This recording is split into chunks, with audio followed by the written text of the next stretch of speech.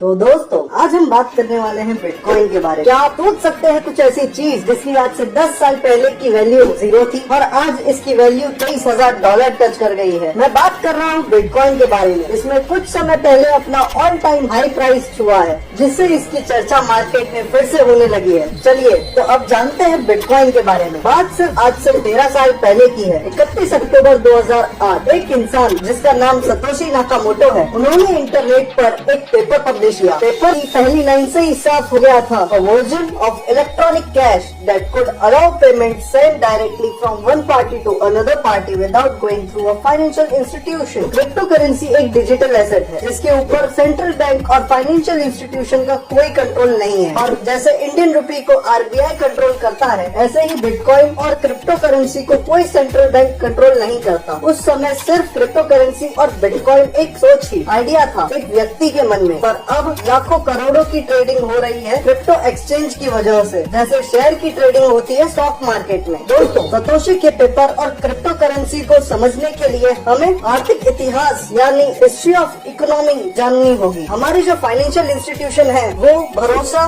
या ट्रस्ट पर आधारित है।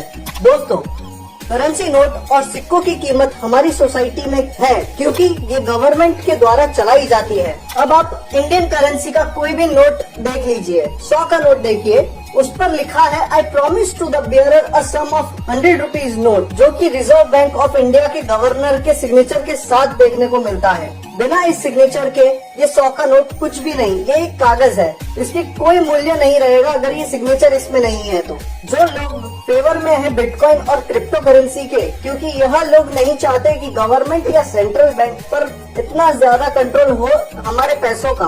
दोस्तों अब देखते हैं कि बिटकॉइन काम कैसे करता है, इसका क्या यूज है। बिटकॉइन एक वर्चुअल क्रिप्टो करेंसी है जिसका मतलब पैसे को नहीं तो हम देख सकते हैं, नहीं तो हम छू सकते हैं। ये एक इंटरनेट पैसा है जिसे आप अपने किसी भी वॉलेट में सेव करके रख सकते हैं, जिसकी मदद से हम किसी भी चीज को खरीद सकते हैं या तो बेच सकते हैं। अगर आप इंटरनेट पर कोई भी चीज खरीदते हैं तो उससे बिटकॉइन खरीद सकते हैं। ये एक तरीका है डिजिटल करेंसी का जो आप इंटरनेट पर खरीद सकते हैं। जैसे फाइनेंशियल इंस्टीट्यूशन हमें नोट्स और कॉइन्स प्रोवाइड करती है, उसी तरह से बिटकॉइन भी एक पैसा है। बिटकॉइन की कीमत घटती बढ़ती रहती है। तो दोस्तों अब आपको समझ में आया होगा कि सतोशी का क्या विजन था। सतोशी ने बिटकॉइन और अल्टरनेटिव फाइनेंशियल सिस्टम जो फाइनेंशियल कंट्रोल और थर्ड पार्टी कंट्रोल से बाहर होगा। दोस्तों एक इंटरेस्टिंग कहानी भी है। वर्ल्ड वॉर 1 के बाद अमेरिका सबसे ज्यादा पावरफुल कंट्री बन गई थी। बाकी सारी कंट्रीज को अपनी करेंसी को US डॉलर के साथ जोड़ना पड़ता था।